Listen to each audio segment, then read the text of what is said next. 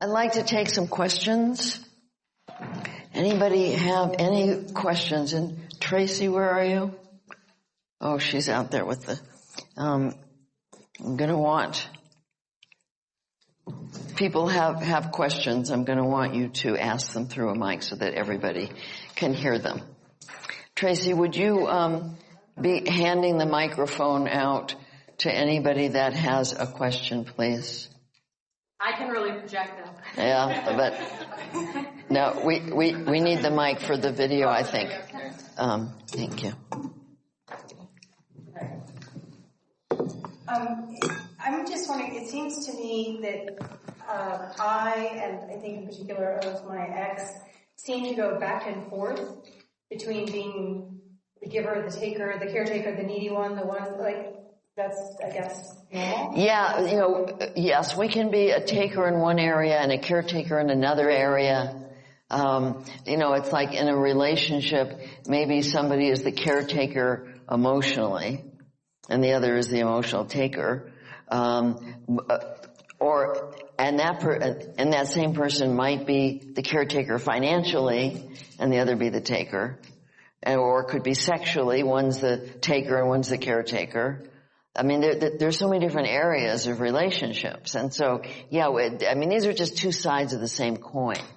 And we can, in one relationship, we might be primarily a taker. Another relationship, we might be primarily a caretaker. And so, these are just both aspects of the wounded self. And that's important to understand because when you're being a caretaker, see, when I was being a caretaker, I thought I was being loving. I would pat myself. I'm so loving. Look how loving I am. Look at all what I'm doing for everybody. I was Mother Earth for my husband, my kids, my parents, everybody. And I thought I was being loving. And it was such a shock to realize that I was controlling, that caretaking has an agenda. And anytime we're giving with an agenda to get something back, that's controlling. So we can go back and forth. I mean, they're both wounded, but when you're a caretaker, you think you're better. Caretakers think they're better than the taker. And one of the things that I try and help people see is that, it's the same thing. It's just one is a more overt form of control and the other is a more covert form of control. See? But they're both forms of control. And so the taker is maybe getting angry and demanding, and that's overt. But the caretaker is being nice, being overly nice, giving themselves up. That's covert.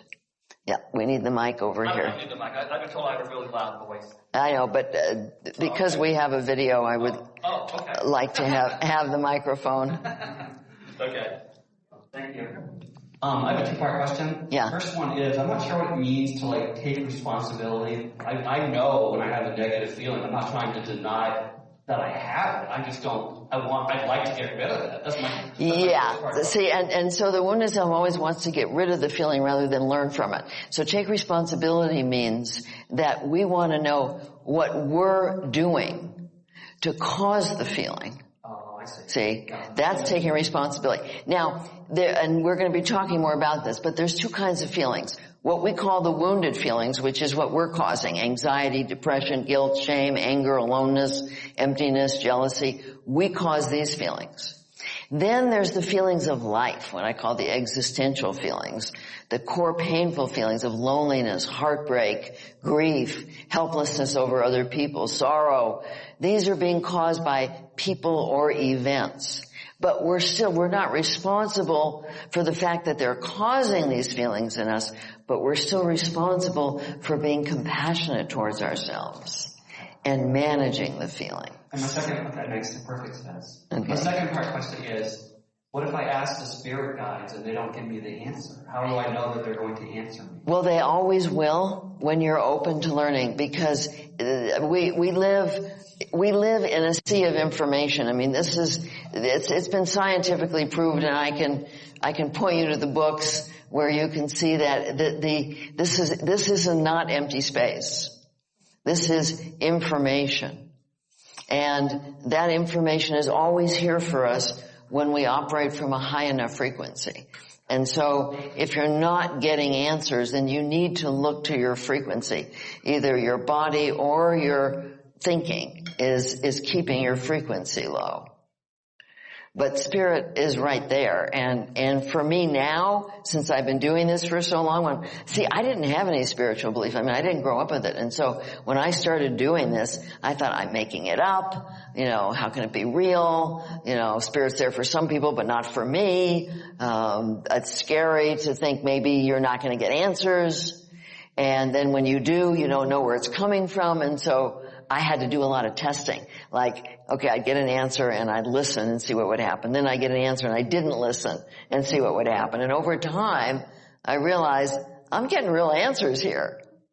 And they make a huge difference in my life. And we had over here. Oh, somebody there, and then we'll go here. So I'm not really sure how to phrase this, so bear with me. Yeah. I get that no one else is responsible for my feelings. And I get that I'm not responsible for whatever they're doing that I may be having feelings about. But the opposite of this doesn't make sense to me, which is that if you are only responsible for your feelings, then why is it that you can make it worse for someone else? Like, if I can't make it better for someone else, then why is it I can't make it? Oh, but you can. See, these are not opposite things. No. See, remember I said there's two kinds of feelings. There's the wounded feelings that we're causing, by judging ourselves, and various ways of abandoning ourselves. But then there's the feelings of life. We affect each other. So we can cause each other pain, absolutely. And we are responsible for the pain that we cause others. Now, I can't make somebody take responsibility for that. I can take responsibility for being compassionate. If somebody's being unloving to me, it's my responsibility to be compassionate towards the pain that causes. It's painful. I can't make the other person they are responsible, but I can't make them take that response. I can take the responsibility. If I've hurt somebody, then yes, I take the responsibility that I've done something that has hurt them. Yeah, because we're not islands. We affect each other. Does that answer the question? Yeah, it does, but I think that gets perverted in a lot of scenarios. I think that. I think it's a little bit more complex than. So say a little bit more about that. Well, I mean, just an example would be, well, you did this, but I'm not responsible for the way you feel about that. So. No, you are. Yeah. Okay. You are responsible. You are responsible. If you do something that's hurtful to somebody, why wouldn't you be responsible for that? Well, when one says, you are not responsible, like I am responsible for my own feelings about something. Okay, but you have to understand, we're talking about two different kinds of feelings. I'm responsible for how I treat myself, and I'm responsible for the pain I cause myself. I'm also responsible for showing up for the pain that somebody else is causing me. But they are responsible for causing it. Yeah, no, I agree with what you're saying. I just feel like it's never been said to me that way. Okay. Yeah, thank you. Mm-hmm. Okay, over down here.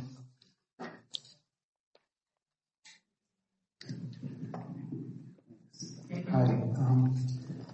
So I guess my question is about how do you know when you go deep enough, I guess, in step 3 to sort of source, or I feel like a lot of times I've done that dialogue, talking to the loving child talking to the loving adult. Yeah. But so much, a lot of the time, the loving adult just doesn't know the answer. The loving adult doesn't know what answer. The answer to giving the child what he wants. That's right. See, and that's why you have to learn to go to your higher self. Because as a loving adult, I don't have any answers. I don't know. I have to go to my guidance for everything. I go to my guidance for everything. Because I was not brought up in an environment, and you weren't either, where we saw really what it means to be loving. So we don't know. But the good thing is we don't have to know, because our higher guidance knows. And when you learn to access that, when you can raise your frequency enough to access that, that's where the answers are. There's that. See, the loving adult, as a loving adult, I'm the one that takes the action based on that, but I don't know. I mean, I've come to believe I don't know anything. I just keep letting it come through me. But I don't have to know, because it's here. Okay, any other? Yes, over here. Where? You can just raise your hand so I know where you are. Could you share something about parenting? Because About what, honey? About parenting. About parenting children? Parenting. Oh, parenting. Yes. So there seems to be like a fine balance, because you do need to kind of control them in a sense, because they're still learning. So how can we kind of still be present for them without being crossing that, Yeah, so it's a very, very good question. First of all, one of the things that I really encourage people to do, and of course, if you already have kids, I mean, I wish I had known inner bonding before I had kids, because I would have been a much better parent. Because I always tell people, half of parenting is being there for your kids, and the other half of parenting is role modeling, being there for yourself and taking responsibility for yourself, because that's such a great gift to offer kids. But yeah, I mean, there's certain things with kids that we do need to control, like they can't run in the street. But there's so many things that parents try to control that first of all, they can't. And then they're teaching their children to try and control. And there's so many ways that parents don't take care of themselves in the face of what their kids do, so they're not role modeling that personal responsibility. So, would you be willing to come up and do a little work with me on this? Okay, good. Okay, so can you give me an example of something where you feel that you have to control a child? So it seems with my daughter, she's Put 'em a little higher. about 5.5. So in school, she tends to, I guess, not be, very supportive with her friends. Like she would suggest things for them to like play with her, and they might say, I don't want to play that, and then she gets all upset. Or they might suggest for her to play something with them, and she's not interested, and she says, I don't want to play it, and then she's playing by herself, and then she's upset and she's sulking. So I've been trying to kind of coach her of giving her the concept of being a sport. Someone doesn't want to play with you. Someone doesn't want to play your game. Tell them, okay, but what do you want to play? Or something of that sort. Give someone. Okay, but see, as you learn inner bonding, children actually can learn inner bonding fairly easily. And so what if, and she comes to you and she's upset that then she's sulking. And what if you were able to say, what are you telling yourself that's making you feel bad? Okay. You see? So then she starts to be aware, what is she telling herself? Instead of she doesn't know what be a sport means. Something's going on inside of her. Right. And she's already got some false beliefs going. And even children that age can learn, I'm telling myself that it means I'm not good enough, or nobody likes me, or, and then where did she get that? And, right. and then children can learn really easily to have an imaginary friend that they go to. And, well, is that true? Right. See, so helping her, as you help yourself to do the process, you'll be able to help her to do the process. But are there things that you're trying to control with her? Like, what do you try to control with her? On how she responds with her friends. Okay. So you're trying to control how she responds. So that she's not upset. Or she's not upset taking her friends. Because then if they're upset, they don't want to play with her, and then she's upset, so I'm just trying to help her, Okay, so instead of trying to control her feelings, you can help her to learn from her feelings. Because actually, children don't need a lot of control. Right. They need role modeling. More than anything, they need role modeling. So talk to her more about how she's feeling. And How she's feeling, what is she telling herself? And you'll see, as you get into the process, you'll start to see how you can work with that with her. Okay? Okay, good, thank you. There was a school, when I was living in LA, there was a school that was teaching the elementary school kids inner bonding. And they called it Tune In, Tune Up. And one of the teachers was telling me about this situation that happened where there was a 7-year-old little girl and she was struggling with reading and she was really, really upset about it. The teacher came over and she said, honey, what's wrong? She says, I'm just having such a hard time. And the teacher says, well, why don't you do your tune in, tune up? So they taught them to use both hands using crayons because it activates both sides of the brain, and she's going like this and she's doing her tune in, tune up. Pretty soon, her little face is brightening up, and the teacher comes over and says, well, it looks like you're getting some help. And the little girl says, oh yes. She says, my guidance told me that the reason that I'm feeling bad is because I'm judging myself. And it's a lot easier to stop judging myself than it is to learn to read. Is that cute or what?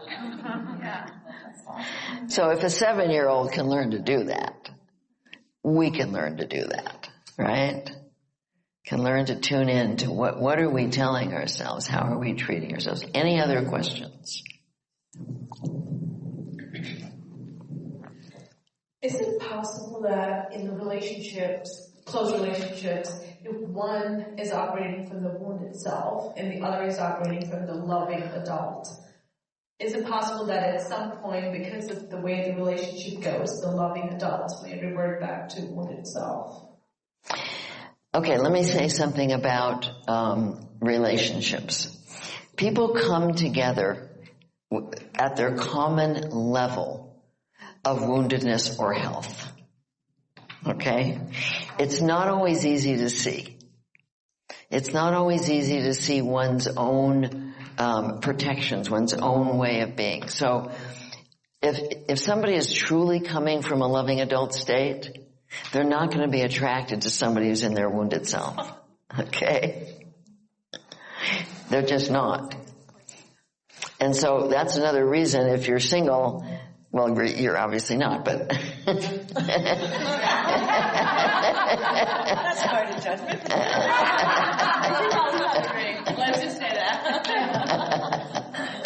But, for those people that I work with who are single and they want to find a partner, I really suggest to them that they do their inner work to learn to be a loving adult, and then they're going to attract somebody who's also coming from their loving adult, or at least is open to learning. I mean, that's the real issue, is to be open to learning.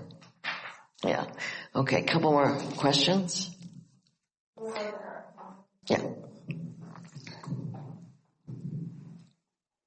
Just a highly specialized piggyback question to that.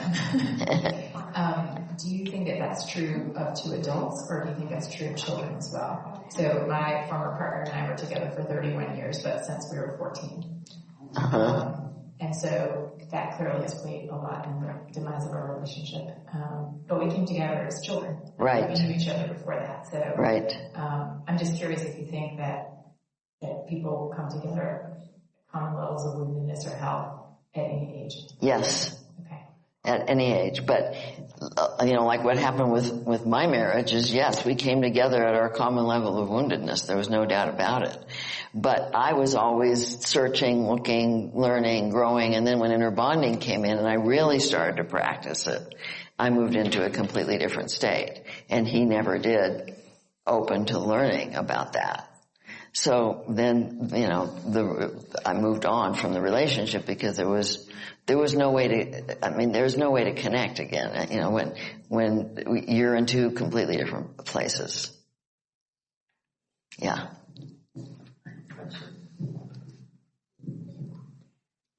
Yeah, Yes, I'm kind of curious about, is it better to be operating from the core self or from a loving adult? Is it better to be operating from the core self or the loving adult? Yes. It's when you're operating as a loving adult, you're including your core self. You're nurturing, you're loving, you're allowing your essence to express. It's kind of like we separate out these parts so that we can do the healing, but as you develop your loving adult, it's kind of like you're accessing your core self, you're accessing your guidance, you're taking loving action, and it's a sort of a smooth integration. It's a sense of integration. It's not a sense of separation anymore. And really that's the goal, is that sense of oneness, not only with ourselves, but with each other. The more we have that sense of oneness, which we can get as we're developing the loving adult, the more we see the essence of others and feel a sense of oneness with them. I mean, that's where we have to go in our culture. We've got to be developing that sense of oneness to get beyond the problems of our society. But it's got to start with us, with creating that. Okay, what I'd like to do right now is, if there's somebody else that would like to do some work with me, I'd like to take somebody through an inner bonding process. Even though you might not know it yet, it'll be very, very helpful to go through the process with me. You can have you want to come up? Good. You can either have an issue that we can work on, or you can just see what's going to happen. See what's going to happen. Okay. Just want to see what's going to happen, okay? Yeah. Okay, good. What's your name, honey? Monique. Okay. So I'd like you to start with taking some deep breaths. Just take some deep breaths. And as you breathe, put your mind on your breath and let your breath take you down inside your body. And you can all do this. You can all do this with us as we're doing this. Use your breath. Put your mind on your breath and let it take you inside your body, out of your thinking mind, out of your program mind. And as you breathe, scan your body for any physical sensations. And what do you notice happening physically in your body right now? Like a vibration in my neck. Okay, but move your microphone up a little bit, honey. A vibration in my neck. Vibration in your neck. Mm-hmm. Okay, breathe into that place. Get present with it. Imagine that that's your inner child giving you a message by creating a vibration in your neck. And just sit with that little girl for a moment.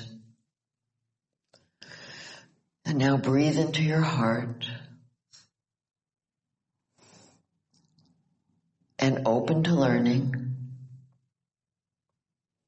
about what you might be telling yourself, how you're treating yourself, any beliefs, what's true, what's loving, and invite the presence of love and compassion into your heart. Do you have a spiritual connection? I do have faith, yes. You have faith. Is there anything in particular that you open to when you open to? I open to God. You open to God, okay. So I want you to invite that presence of God into your heart. That presence of love, that presence of compassion into your heart. Is God love and compassion for you? Is this a loving God? Yes, okay, good. Okay, now I'd like you to ask your little girl, is there something I'm telling you or some way I'm treating you right now that's making your neck vibrate? Just ask the question in your mind. And then go inside to the place in your neck that's vibrating. And let the answer come from that. It doesn't have to be right. You don't have to put any pressure on, but just what does that vibration feeling want to say to you? This is where I can't, like, I've read your book, I've been trying to get here, and this is where I lack. Okay, but there's some pain going on right now, isn't there? Mm-hmm. Okay, I want you to breathe into the pain. Where do you feel the pain in your body, Monique? My neck. Yeah, so there's pain in there, right? Mm-hmm. Okay. So your little girl is hurting. The way she's showing you that she's in pain is by making your neck vibrate, right? Mm-hmm. Just breathe into that pain. Don't try and make it go away. Don't do anything to try and get rid of it. And ask your little girl, how am I treating you? What am I telling you? What am I doing or not doing that's causing you this pain? I'm not being truthful to myself. Hmm? I'm not being truthful to myself. Okay, you're not being truthful. Ask more about that. How are you not being truthful to yourself?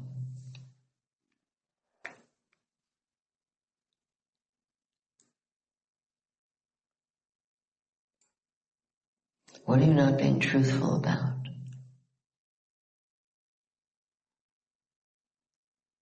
This is hard. I know it's hard, honey. You're doing fine. You're doing fine. Just relax into it.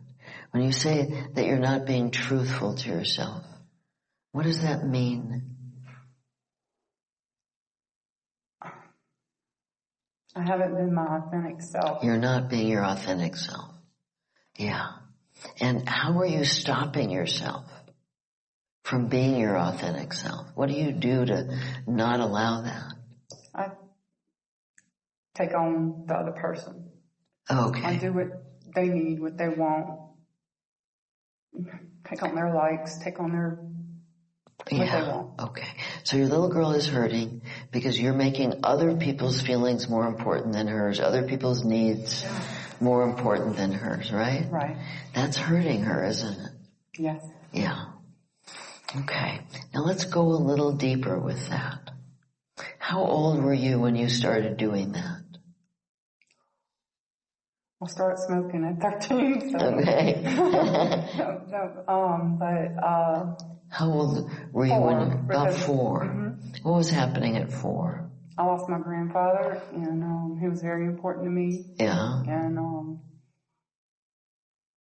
then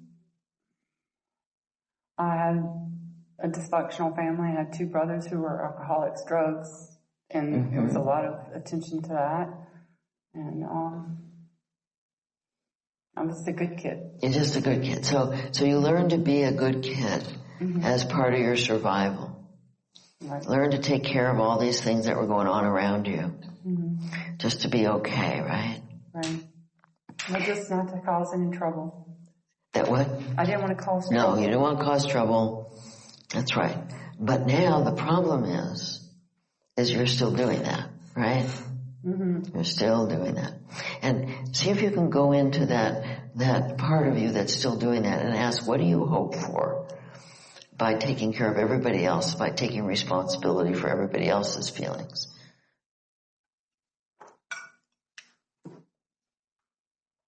I just want to be loved. You're right. So that little 4-year-old thinks that if you take care of everybody else's feelings, they'll love you. Yes. And what's actually happening?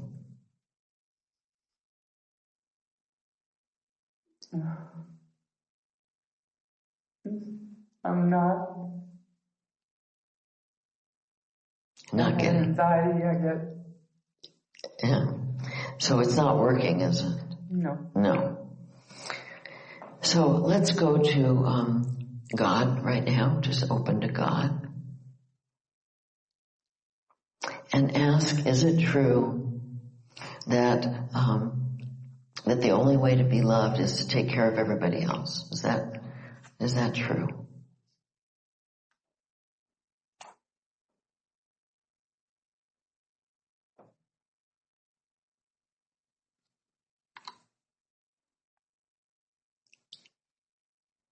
Can I come can I come a little closer to you, honey? Okay, I'm just gonna come over here for a minute. I need the connection, actually. No.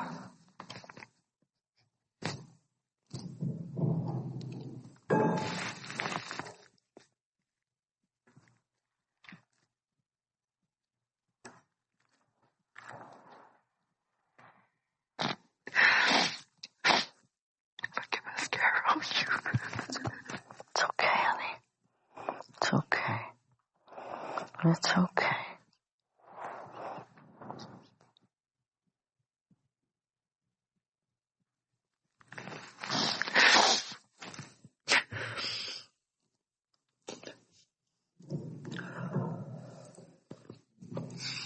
Your hand.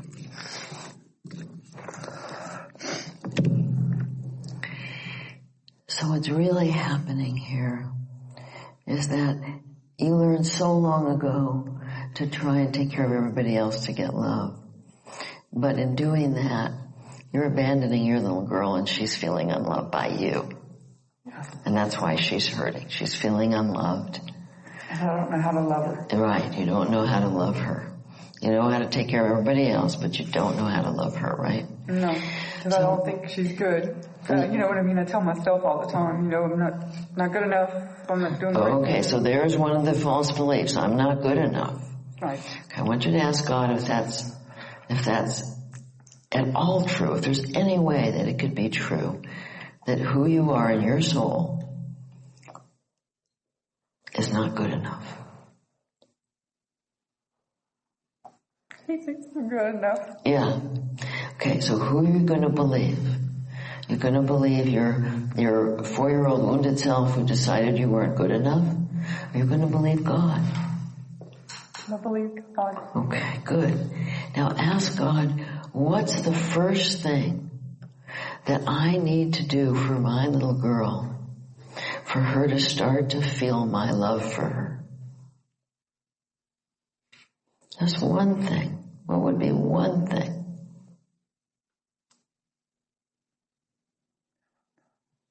I don't know. Okay, if you had a little girl, do you have children? Yeah. Okay.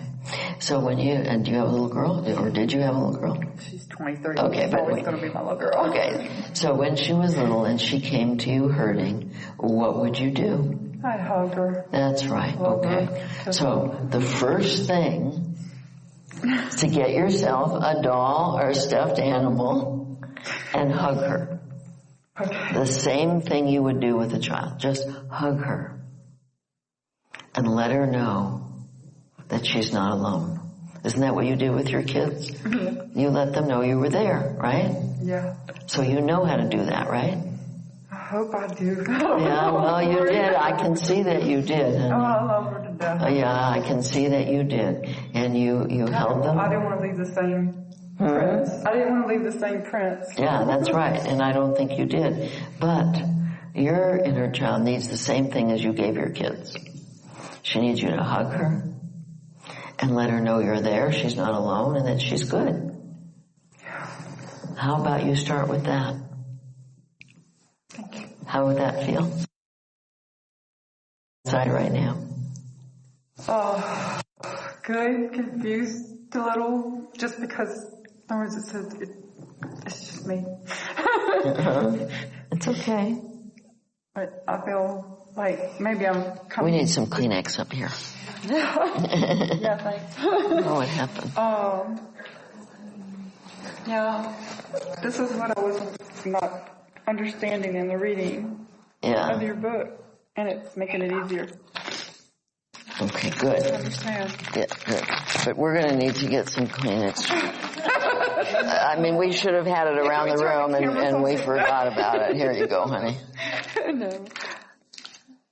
Oh, y'all like the raccoon eyes? Huh? Y'all like the raccoon eyes? Yeah. Okay, take a deep breath. I think your little girl does feel some relief, right? Yes. Yes. That lets you know you're on the right track. Yeah. Right? Right. Okay, thank you so much, Monique. You're very brave. Thank you so much. You're welcome, honey. I guess I need to give you this back. Yeah. Should I leave this here? Yeah. Okay, anybody have any questions about what you saw? This is the inner bonding process.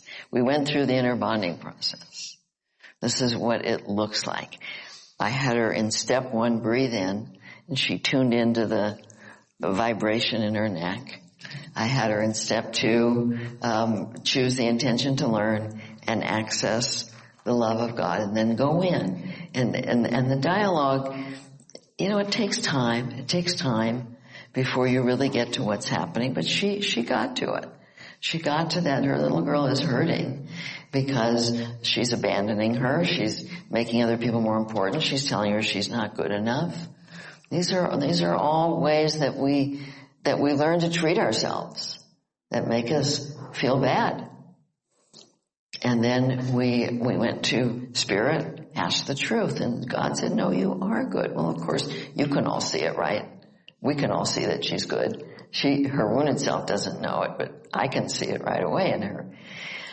And then it's not always easy to access what the loving action is, but if you think about what you would do with a child, it's easier to understand what to do for yourself. Exactly. When you brought my daughter, that made that, it connected. Right. That love I have for my daughter, if I can give that back to myself. Right.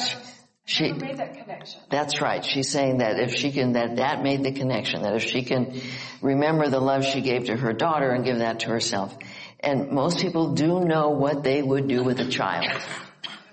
You do know what you would do if a child came to you upset, crying, hurting. That's what you do with yourself. It's no different. It's just that we've never seen people do that for themselves. So before we end, I want to just go through with you. There's 4 major ways. Just hold on one second. 4 major ways that we tend to abandon ourselves. You might want to write these down because it's really important to be aware of these 4 major ways we abandon ourselves. One is we stay up in our head. That's why step 1 is getting in your body. We've learned to stay in our head as part of protecting against pain. We judge ourselves, which is what you saw here. You're not good enough. That's one of the major judgments, but there's many judgments that we have against ourselves.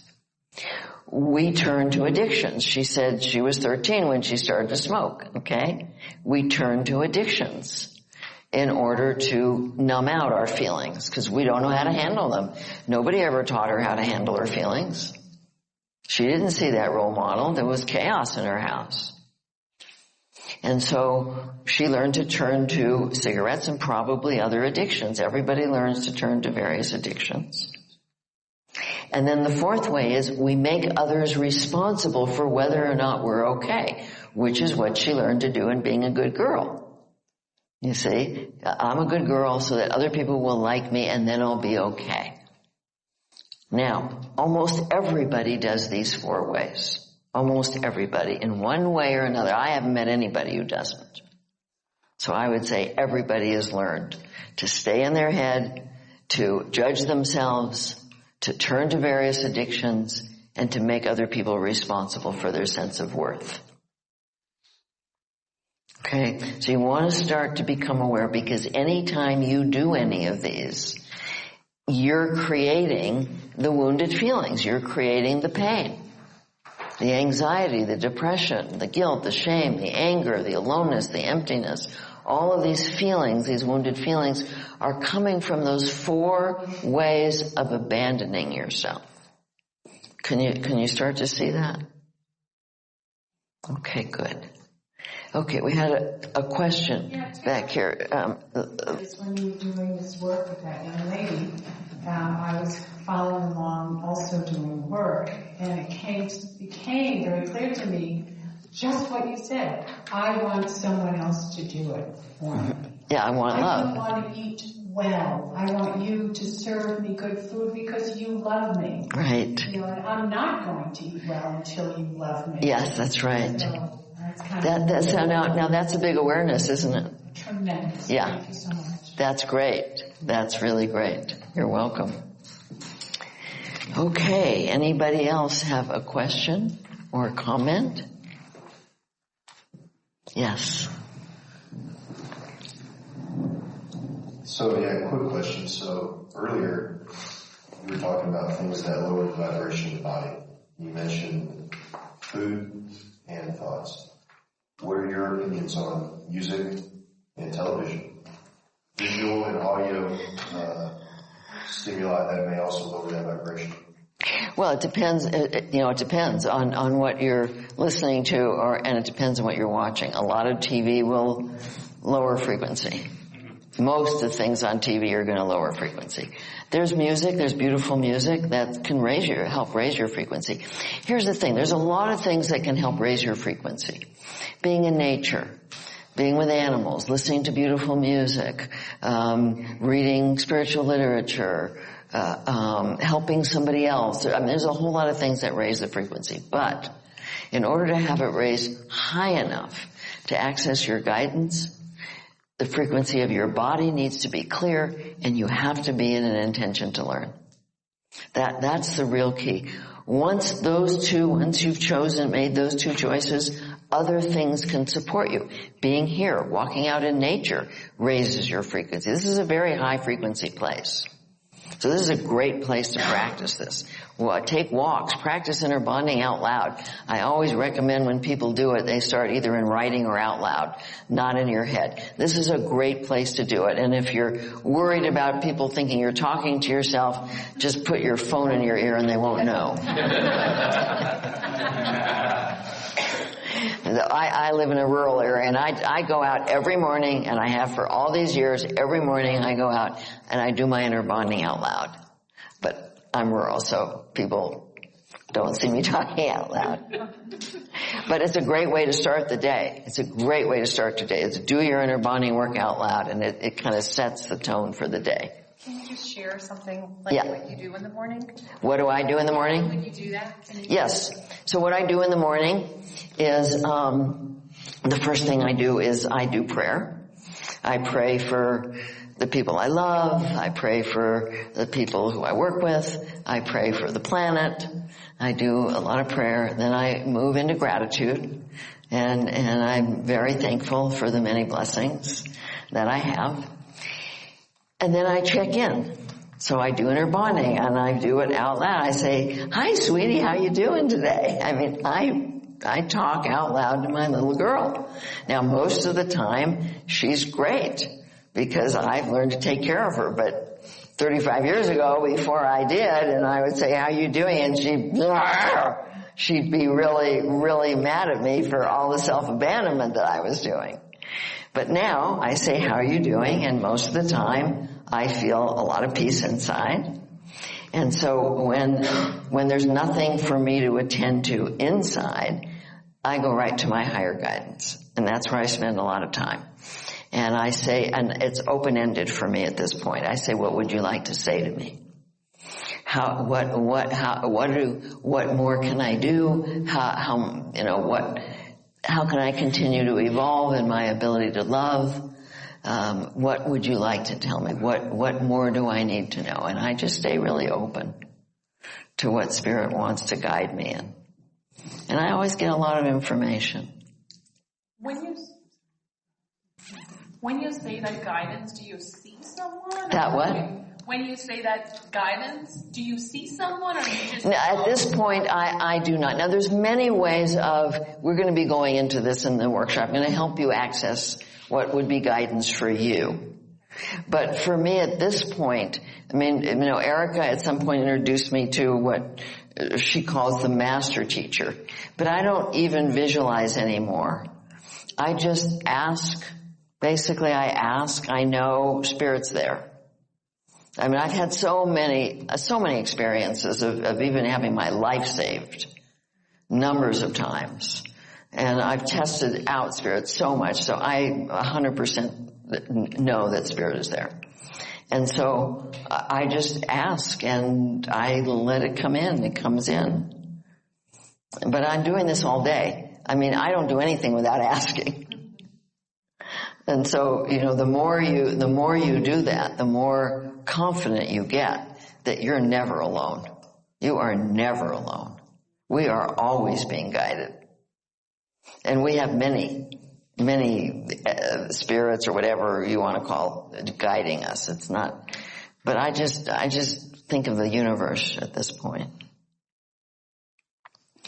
Okay, anybody else have a question? One more question here. Oh, two more. Okay, and then we're going to end.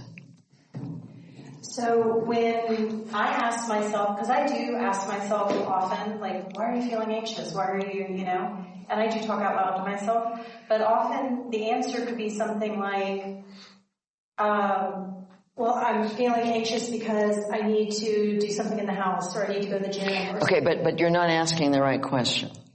It's not why are you feeling anxious. It's what am I telling you? How am I treating you?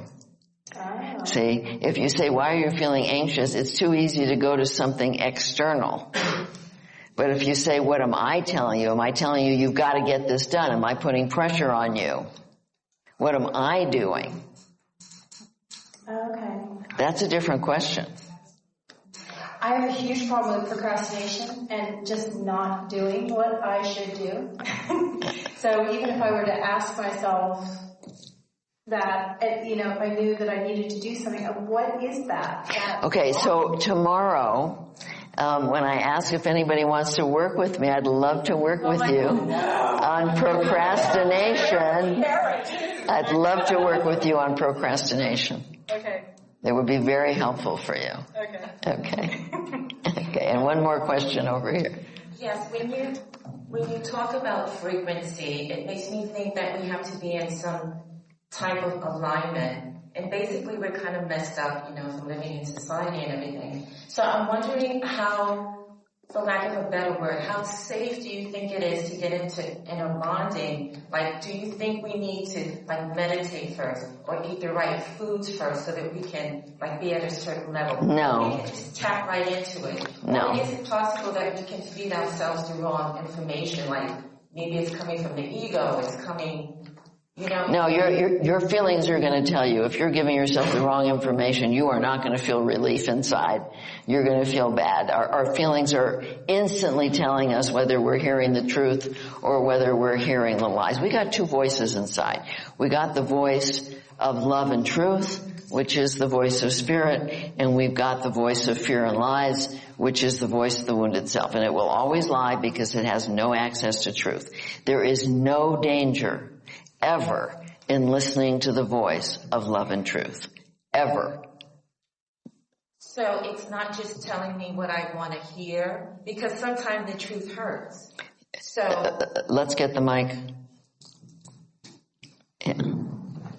So in other words, it can't just tell me what I want to hear, because telling me what I want to hear, even though it's not the right answer, that makes me feel good too. It's not going to make you feel good in the long run. If it's not actually what's true for you, it may feel good. See, lots of times what the wounded self does or says feels good in the short term, but in the long term, it's not going to give you the relief that you need. When you hear the voice of love and truth, it's a completely different feeling inside. You know that that's what's right for you. It does not hurt. The truth is not what's going to bring you pain. It's going to free you. So I'm hearing a whole bunch of false beliefs from your wounded self coming in about, it's dangerous and I better wait and maybe I have to eat better first. No, you don't have to. In fact, it's doing inner bonding that's going to help you to eat better or help you to do the other things, because the more you start to see and value and love yourself, the more motivated you are to take care of other things as well.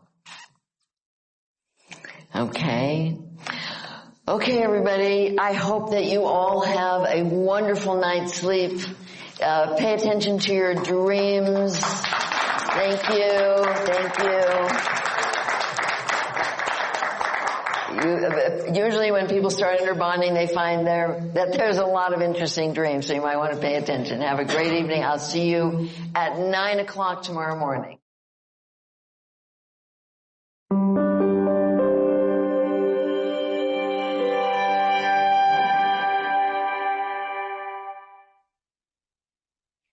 One of the things that you want to be very gentle with yourself about is that the wounded part of us, the wounded self, doesn't, like I said last night, doesn't want to be unmasked. So sometimes that part will just fog out.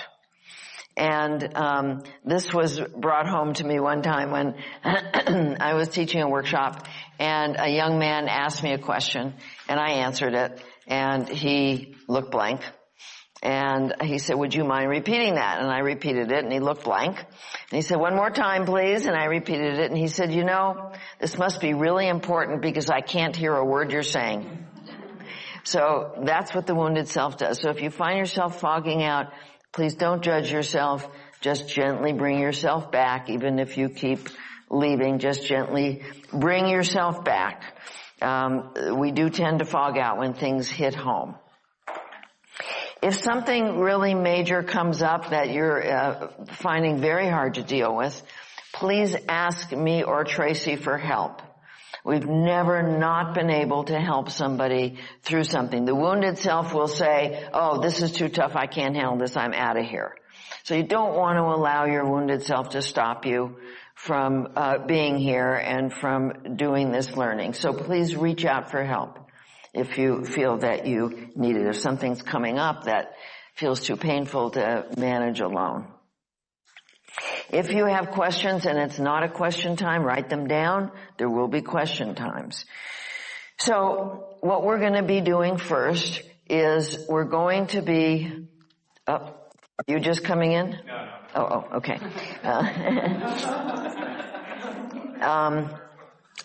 We're going to be laying the foundation for the 6 steps, which we'll start later on today, by learning more about the wounded self, learning more about our essence, our inner child, and learning more about who we are as a loving adult. Because it's really important in this process for us to really understand these parts of ourselves. Because, first of all, the wounded self likes to mask as the loving adult. It's very tricky. And lots of times people will say, I'm doing inner body, it's not working. And that's because they don't realize that their intention really is to control. They want to get rid of pain.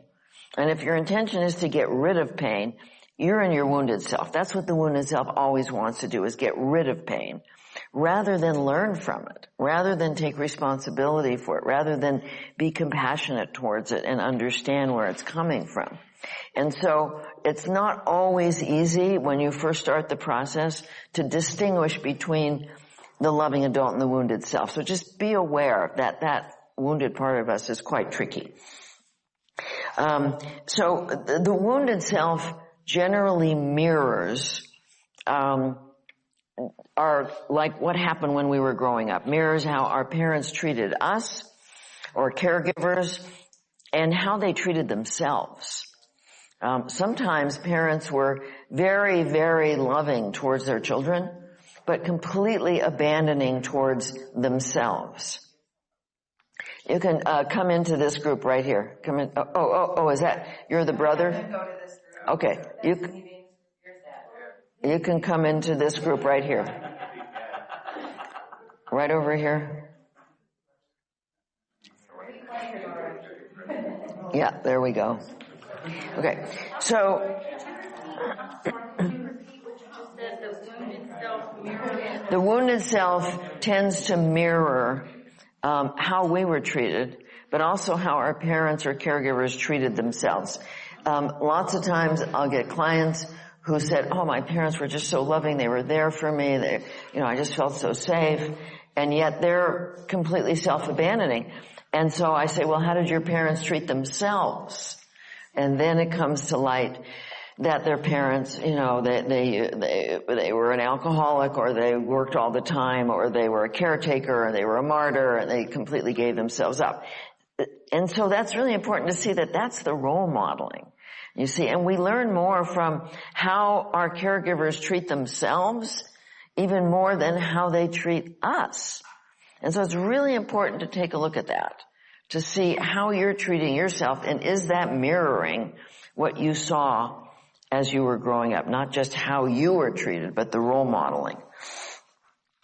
The wounded self, like I said, can be any age, and lots of times it's a child or adolescent that acts like an adult. It takes on the role of the adult, but it can't be an adult because it doesn't know how, and it has no access to spirit. When we're in our wounded self, our frequency is low. Anytime our intention is to control or avoid or protect against pain, our frequency is low. So we can't access the truth, and we can't access the loving action. And so anytime the wounded self is in charge, we're abandoning ourselves. And as I said, this is the part of us that has all the fears and all the false beliefs about who we are and how the world is. It's a learned aspect. I mean, we're born with the instinct of fight or flight or freeze, but we learn our false beliefs. We're not born with them. And so we can unlearn them. And that's the good news, is that that's what healing is. Healing is moving from lies to truth. Healing is moving from what's not real to what's real. When we're in our wounded self, our heart closes down, and then that child inside, our feeling self, feels all alone. It's being abandoned. And our heart just automatically closes, like you saw last night, automatically closes down when our intention is to protect against pain, to control, to avoid our feelings, and avoid responsibility. So I'm going to do a visualization, and this is to help you begin to tune into how you developed your wounded self. Now, nothing that we do here is about blaming parents. This is not about blaming anybody. And so even though we're going to be going into the past and looking at what happened, doing exercises with that, it's not about blaming anybody. It's just about awareness. So when we do a visualization, you just want to relax into it. Again, if you find yourself wandering off, just bring yourself back in. So let's put some music on the Spectrum Suite.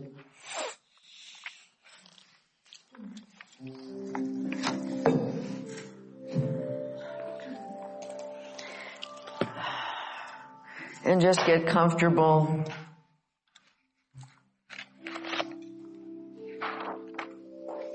Take some deep breaths.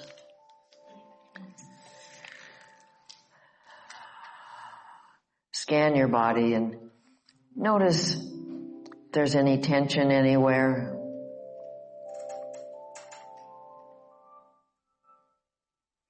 Breathing into the tension.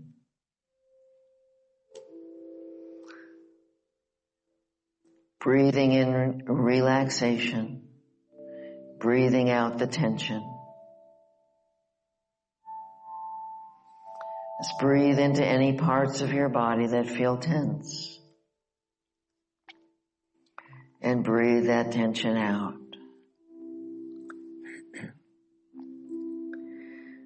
And go back to a time when you were young, remembering your house, your room, your family, or remembering not having a family or a house, living with foster parents, in an orphanage, or even on the streets. Do you think that your parents or caregivers liked you? Did they think you were a wonderful person, or was there always something wrong with you?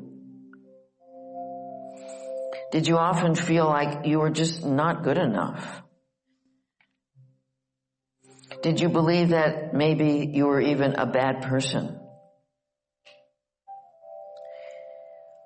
If you lived with your parents, how did they treat each other? Were they open and respectful? Was one angry and the other compliant or resistant? Were they both angry? Did they ignore each other? Were they shaming or blaming of each other? Did they nag at each other? Was there violence in your home? How did your parents or other caregivers treat themselves? Did they abuse substances, alcohol, drugs, or food? Did one always put themselves aside for the other? Did your mother or other caregiver allow herself to be physically or sexually abused? Did your father allow himself to be physically abused?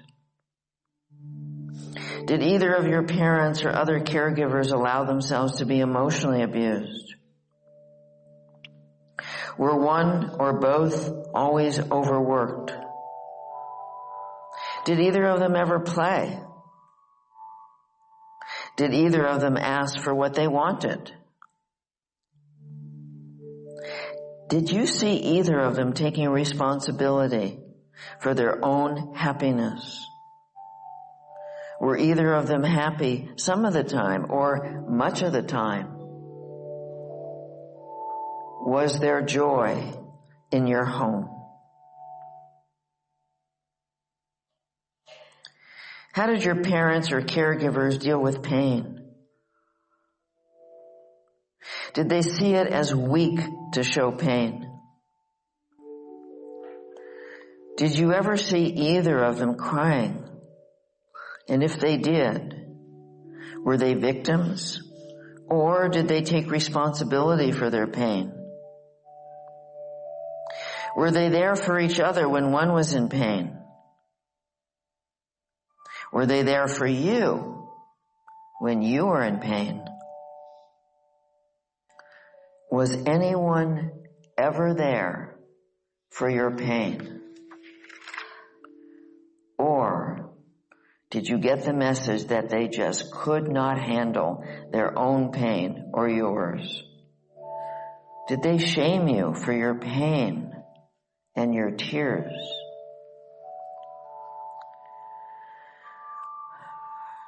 How did your parents or other caregivers treat you when they were feeling needy or lonely or angry or anxious or overwhelmed or drunk? Did they yell at you? Did they beat you? Did they sexually abuse you? Did they neglect or ignore you, smother you, shame you, threaten you, blame you, or nag at you? Remember a time when you did something your parents or grandparents or foster parents or other caregivers didn't like? Like maybe you broke a toy or broke something of theirs or did poorly in school or talked back or cried or hit a sibling or another child or got into some other kind of trouble. How did your parents or caregivers handle it? Were they angry, violent, disapproving, hard, silent, critical, judgmental, shaming, cold, nagging? Or were they loving, understanding, caring, open? How did you feel if they were unloving to you?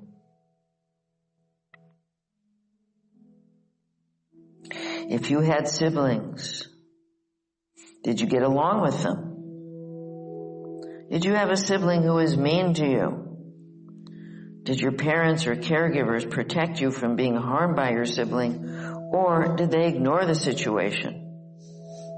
Did they trust your experience, or did they disbelieve you? Or were you the one who was mean, and your parents ignored that as well? When you did something positive, you accomplished something, you got good grades, you were kind to someone, you had a talent. How did they respond to you? Were they interested and loving, or did they just ignore you? Did they attend important school events, or were they just too busy or uninterested? Did you feel important or unimportant to them? Did you ever feel like maybe you were a bother or a burden? Or did your parents give you everything and you feel entitled? Now take some deep breaths And allow yourself to become aware of how you treat your own inner child. How is your wounded self like either or both of your parents or other caregivers? Let your awareness go inward and see what you, when you're operating out of your wounded self, do when you're feeling angry or hurt or scared or alone or in grief. How do you handle your difficult or painful feelings? Do you eat or take medication or drink or use drugs? Do you get angry and blame others for your feelings, feeling you're entitled for them to take responsibility for you? Do you ignore your feelings until they make you sick? Do you engage in some activities such as work or sex or TV, hoping to blot them out? Do you discount them as being silly or overreactive? Do you criticize yourself for having these feelings, telling yourself that there's something wrong with you for your feelings or that you're just too sensitive? Do you run away, ignoring your feelings? Do you shut down, withdraw, go numb, resisting feeling your feelings? Or do you try to plug into someone else, hoping to get them to caretake your feelings? Or do you caretake others' difficult or painful feelings while ignoring your own?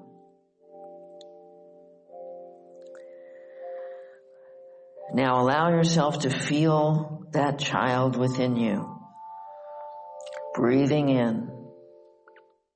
How do you, as the inner child, feel when your wounded self is in charge, ignoring you, criticizing you, discounting you, running away from your feelings, shutting down or blotting out your feelings?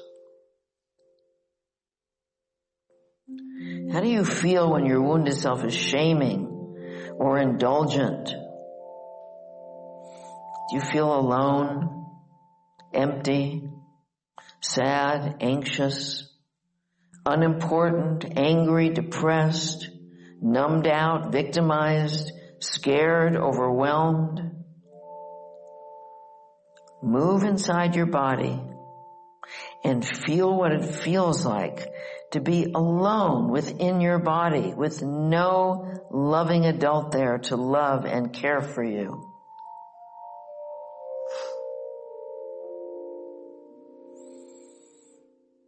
And now breathe into your heart,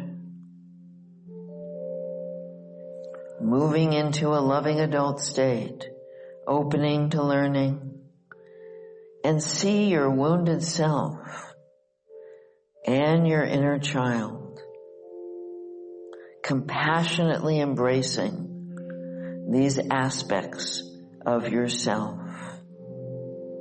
bringing love to both the wounded self and the inner child.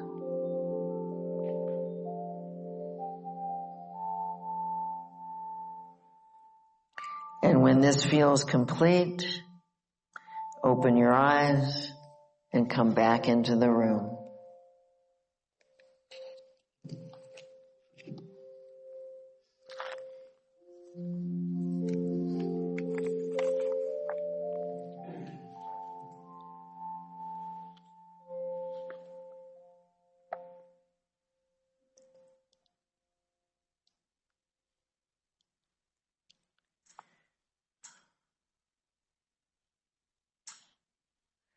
Okay, so we're going to be doing Tracy, we need the music off. Been in a group closer. Huh? Yeah.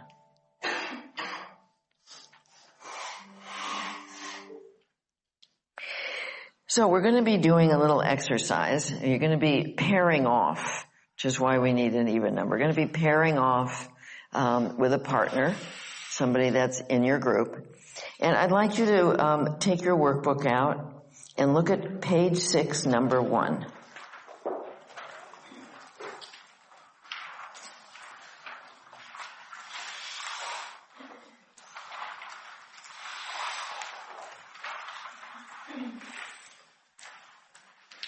And if you brought a dollar stuffed animal, you can use that in this exercise.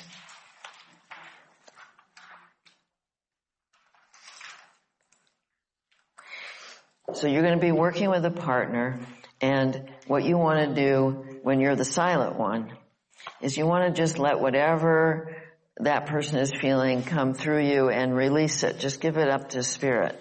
You don't want to keep it. Those of us that are caretakers tend to keep other people's feelings, and you'll be completely wiped out by the end of the day if you do that. So you don't want to be taking on anybody else's feelings as yours. You want to just bring them in with compassion and immediately say, I release this to spirit. So there's going to be two parts to this, and I'm going to be demonstrating this exercise. The first part is that you're going to be the child. And so if you have a dollar stuffed animal, you can hold that. It helps you to be the child. And you're going to be telling those people, your parents or other caregivers, grandparents, whoever was important in your life, particularly the ones that you had problems with, how they treated you. And then the second part, which is harder, is that you're going to let your inner child tell you how you're treating yourself. So I'm going to be demonstrating this process. And just imagine that I have a partner here. So I'm going to be doing it from when I started doing inner bonding, because now today I obviously don't have the same issues that I had then. So I'm going to be demonstrating what actually I did then when I started to practice inner bonding. Mom, I just remember you yelling. I just don't remember you being warm or nurturing. I don't remember you ever standing up for me. I don't remember you teaching me anything about life or anything. I just remember you being annoyed with me, angry with me, like I was just a big bother to you.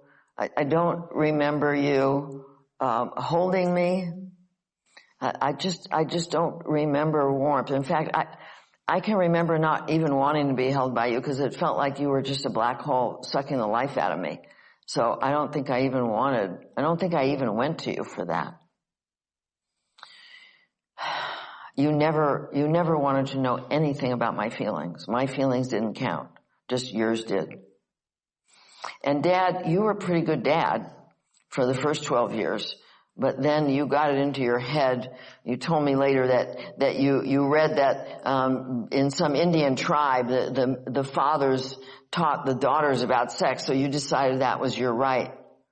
And of course that was extremely traumatizing to have my dad, who I thought really loved me, try to have sex with me, and I had to stay away from you. And I told you about it in my early 20s. That's when you told me about this Indian thing. But you never got it. And when you were dying, and I came to you to be with you and to love you, what you said to me, one of your last words to me was, "Oh, sweetheart, I wish I could make love to you." I know where you are now that you know how painful that was for me. And Grandma, I wish you hadn't lived with us. You were just mean. You were just mean to me all the time, always criticizing, always trying to control everything I did, always seeing me as bad. And Mom, you didn't protect me from my father. You knew what was going on because I asked you about it later and you said, "Oh, I thought I stopped him," but you didn't. And you didn't protect me from my grandmother, and you knew what she was doing because she did it to you, and you didn't stop her. Okay, so now I'm going to be my inner child. I should have been holding this. I'm going to be my inner child. I'm going to talk to who I was, how I was treating myself before inner bonding. You don't even know I'm here. I don't exist for you. You're never with me. You don't know what I feel about anything. The minute I'm upset, you go and take care of somebody, or you go and overeat, or you go and distract with work. You don't know I'm here. I am all alone inside. Everybody else is more important than I am. Everybody's feelings count, but mine don't. You are never here for me, ever. I don't think you know I'm in here. I am the best part of you. When is it my turn? When do I get to count? And I'm making you sick. And I'm going to make you sicker. If you don't start to pay attention to me, we're going to die. Because I can't live this way. So you better start paying attention to me. That was a real conversation, only it was a lot louder. Because at that time, my inner child was absolutely enraged at me. And when she said, when is it my turn? It was, when is it my turn? It was just the rage that was in me was so big that I had to listen. And it was life-changing for me at that moment because I realized I was going to die if I kept on not taking care of myself. And I made a life-changing decision at that moment that I kept forever. And that was a huge decision. I made a decision that I was willing to lose everybody else. But I was no longer willing to lose myself. Because I knew that if I lost myself, that was it. I was going to die, and I wasn't ready to die. And so I made such a solid decision that I was willing to lose everybody else. And I knew it was going to be, I knew at that moment that it was going to be a real tough challenge. Because I had been such a good caretaker. I was Mother Earth. I took care of everybody. Took care of my husband, my kids, my parents, my clients, everybody, until there was nothing left of me. And I knew that if I stopped doing that, it was going to be really, really tough. And it was. That's when I lost my marriage. My parents disowned me. And my children were furious with me. But I got me back. And my life started to change so much for the better. And I know it's hard. And I'm telling you this because I know it's hard for those of you that have not been taking care of yourself to change and to do it. I know it's really hard. But I got to tell you, life opens up. Everything opens up when you start to see and love and value yourself and stop trying to control how everybody feels about you, which is what I was doing, trying to control how everybody felt about me. So even though life changed a lot, it actually changed for the better. It didn't feel like that at the time, but looking back, it was one of the best decisions, probably the best decision that I ever made in my life. Okay, let's move into your groups of two right now. And one of you is going to start.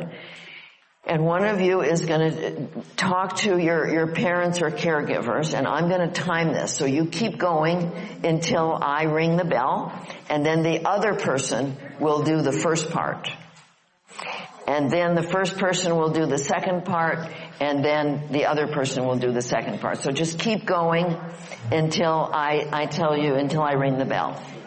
So go ahead and start, please.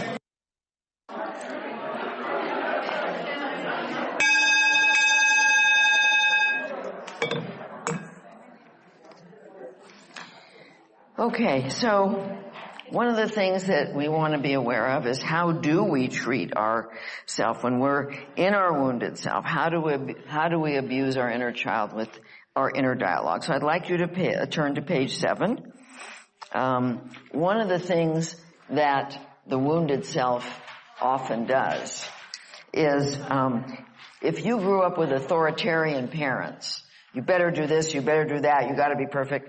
The wounded self might be very authoritarian. And if you grew up with permissive parents where you just anything was okay and they didn't care, you might be very permissive and indulgent in your wounded self.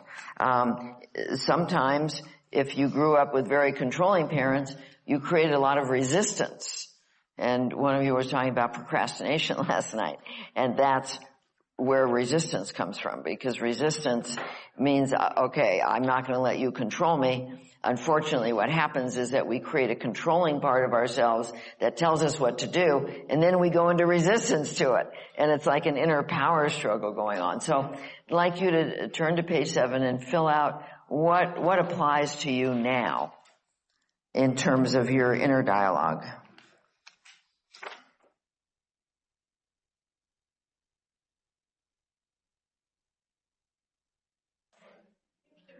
If you finish this page, move on to page 8. Move on to page 8 is, how does your wounded self protect against pain?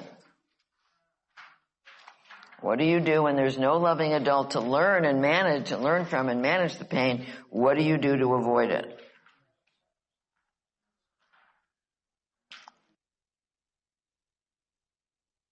During one of the breaks, I'd like you to do pages 9 to 15. There's a lot of false beliefs there, and it will be very, very helpful during lunch, during dinner break, if you take some time to go through the false beliefs on pages 9 to 15. And also from the present, do it in what you believe now, not what you believed in the past.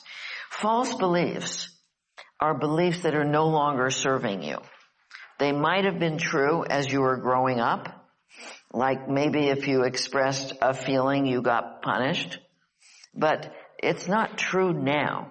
And so what you need to do is start to see what beliefs you're operating from now that are limiting you, because false beliefs limit us. They keep us down. They keep us from being all that we can be. So you want to take some time and go through that. And Tracy, where are you? Okay, I need you here at the board. Okay, and I'd like you to all take out a sheet of paper, or you can use the back of something. There should be some paper in your workbook. And I'd like you to divide the middle, and on one side put the wounded self, and the other side put the loving adult.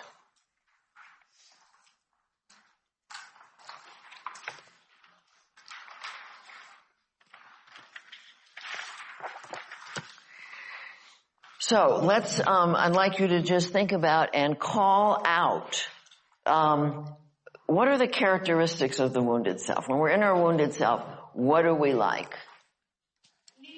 Needy. Selfish. Pardon? Controlling, yes. All sorts of ways. How are the ways that we try and control? Pleasing. People pleasing. What else? Stoicness. Giving in. What was? Stoicness. Stoicness. Being stoic. Stoic. Oh, being stoic. Yes. Manipulation. Mm-hmm.